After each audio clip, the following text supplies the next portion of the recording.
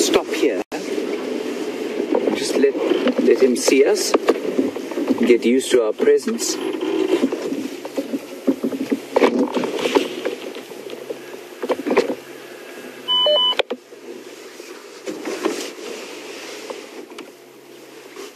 When I was a guide, I used to ask people what they wanted to see, and they'd say, well, we want to see the big five, because that's what their agents had told them they had to see.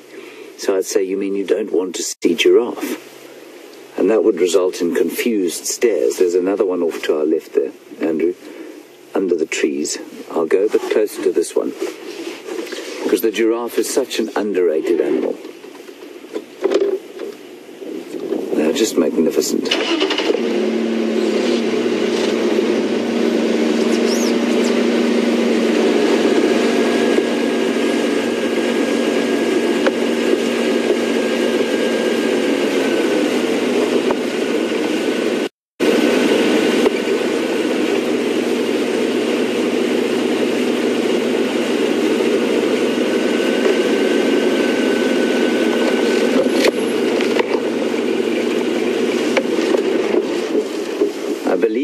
When that piece of space debris hit the satellite that cut Scott's feed while he was trying to tell you something about some tracks, they were actually giraffe tracks, and so this is quite a nice little closing off sighting for us.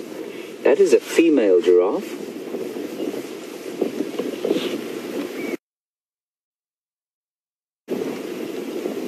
People often ask how you can tell. As if there's some sort of magical secret to it. Yes, the horns are different, but a giraffe looking that obviously at us, you just need to look between the back legs. She's a beautifully elegant specimen. He's now trying to hide from us. I'm just going to go a little bit forward.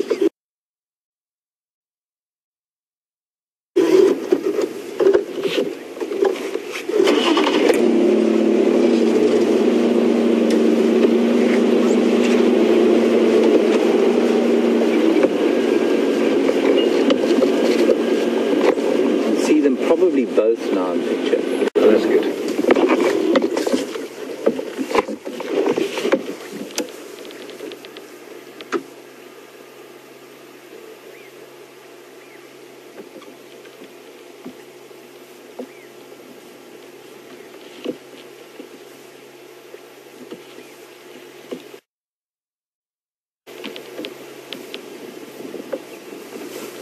Have a look at her. She looks... Skin is not in the best condition in the world, but she's quite sort of slender and elegant. No, her skin looks pretty good through the binoculars. So I'd say she's quite young. She's just reached adulthood.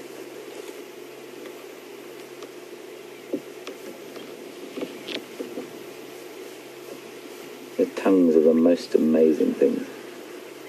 Incredibly long, resistant to the most vicious of thorns.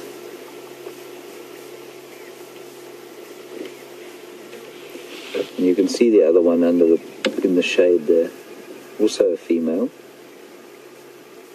And the females will live in these sort of loosely joined groups, often in more visual contact than they are sort of close by where they can touch each other and hear each other.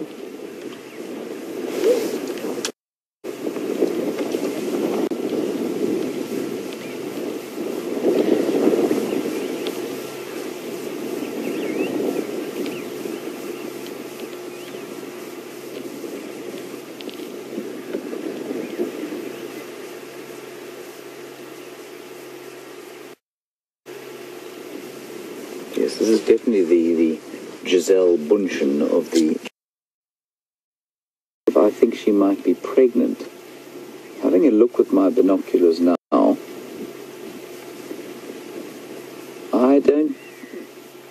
I'm no expert on that. I would say probably not. She doesn't look to be any more unusually swollen than the other females. If you've seen something that I'm missing, please feel free to tell me. Go around a bit.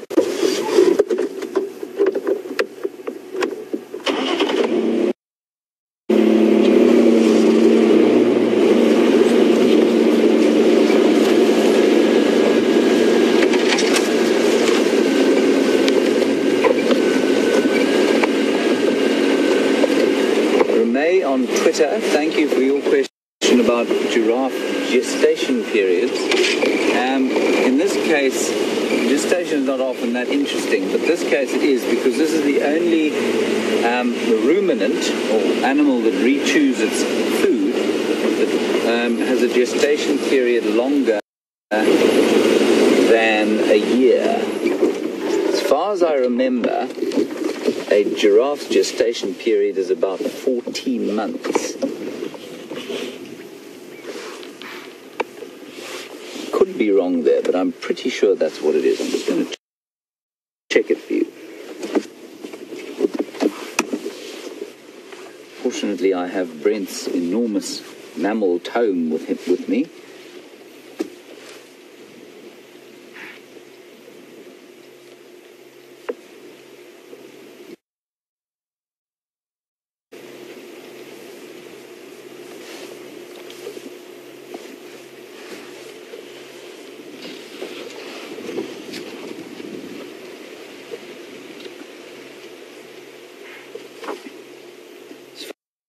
Fascinating to watch a giraffe actually re-chewing its cud, because you can see the bolus coming up the neck in a sort of ball. It looks like a cricket ball, baseball is rolling up the neck and into the mouth, bloop, and then they chew away at it.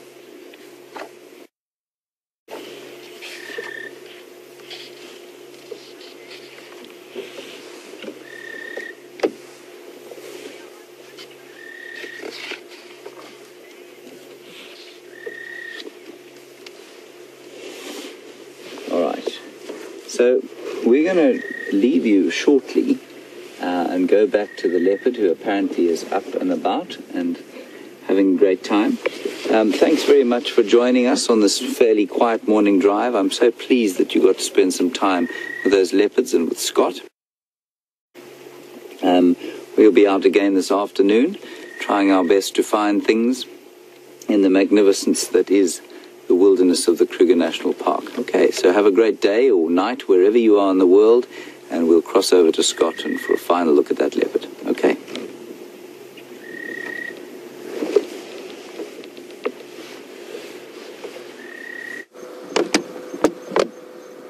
Welcome back, everyone, and that couldn't have come at a better time. He's been showing signs of getting a little bit playful, and he's just got up. He hasn't moved a muscle since you left us until the second you got back.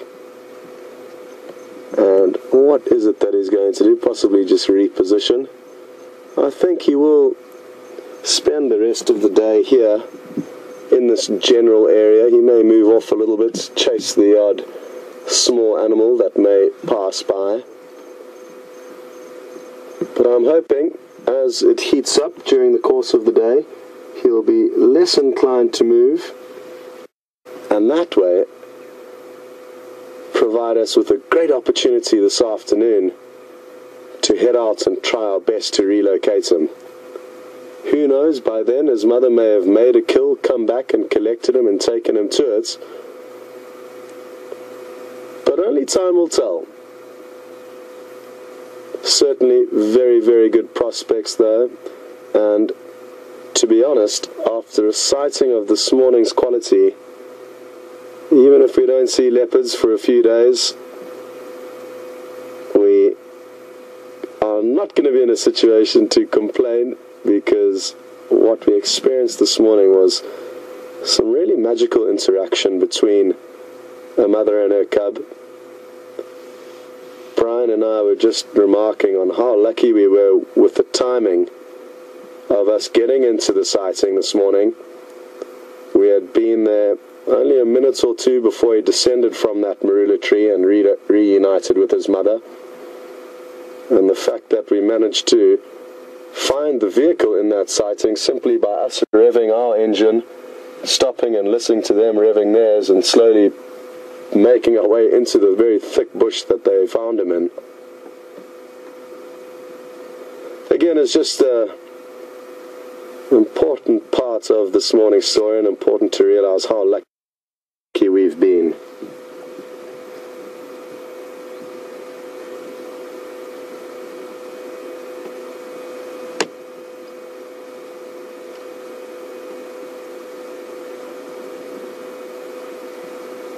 Part of me is actually saying we should have followed the mother and seen what she carried on doing this morning, but in this thick bush it can be very difficult, and I think we did make the right move by keeping an eye on him. He's a lot more of a solid bet in terms of trying to relocate on something this afternoon.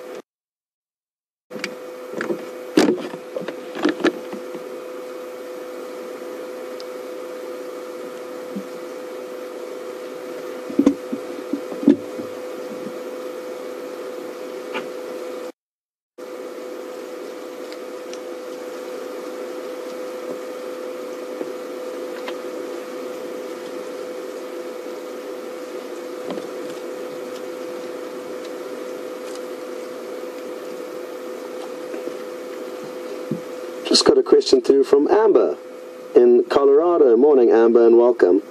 Amber would like to know how old Shadow's mother is. If Shadow is roughly 9 years of age, how old is her mother, Karula? And her mother, Karula, is about 11. So it would have been from one of Karula's first litters, if my maths adds up, that she would have given birth to Shadow, as well as another female leopard called Tundi, who now lives to the south of Juma, and we don't see much of her, but we hear reports of her occasionally on the radio.